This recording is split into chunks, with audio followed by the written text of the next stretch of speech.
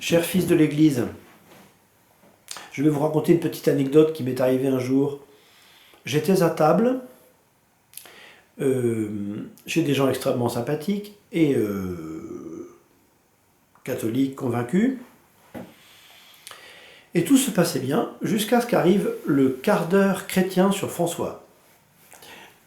Alors, pour ceux d'entre vous qui n'êtes pas familiers de cette expression, qui est familière dans ma famille, c'est que le quart d'heure chrétien, ça veut dire le moment où on commence à dire du mal des autres. Voilà. Donc, c'est une antiphrase pour dire que c'est justement pas très chrétien. Et donc, arrive le quart d'heure chrétien sur François. Et c'est le père de famille qui déclenche les hostilités. Oui. Alors, sachant que le père de famille en question, ne dit rien contre la foi, il fait juste une petite pique contre le pape actuel. Voilà, juste ça. Tout en conservant en lui-même, bien sûr, sa foi catholique et le lien, malgré tout, de filiation avec le pape. Bon. Quelques minutes seulement plus tard, où chacun avait mis son grain de sel, bien sûr, tout en riant sur le sujet, l'un des fils de ce monsieur nous balance une hérésie énorme. Voilà. C'était une hérésie de type docétiste. Mais ça, peu importe le détail, mais il nous balance une belle hérésie, quelque chose qui allait vraiment contre la foi chrétienne. Bon. Notamment par rapport à l'incarnation, et je vous parlerai de l'incarnation dans la vidéo d'après. Et donc, à ce moment précis, mon regard croise le regard de la personne chez qui j'étais à dîner.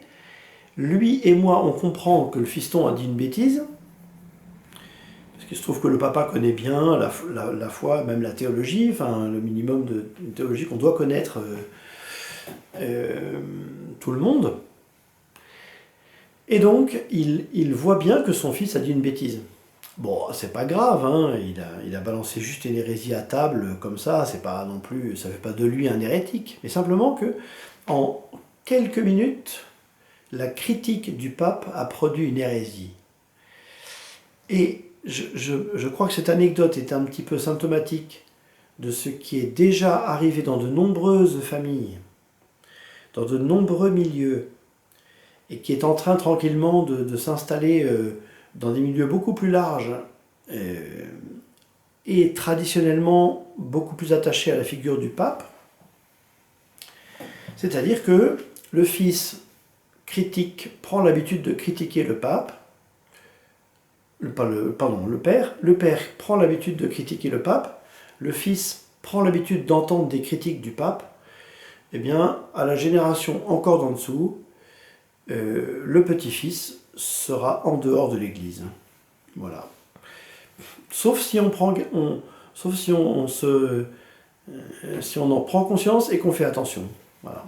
Je crois vraiment qu'on est en train en critiquant le pape actuel, mais peu importe le pape actuel d'ailleurs, on est en train d'apporter des briques. Voilà, à notre génération, on apporte des briques, et puis la génération d'après mettra les briques ensemble, et puis jusqu'au moment où le mur sera tellement haut et tellement bien bétonné que, eh bien,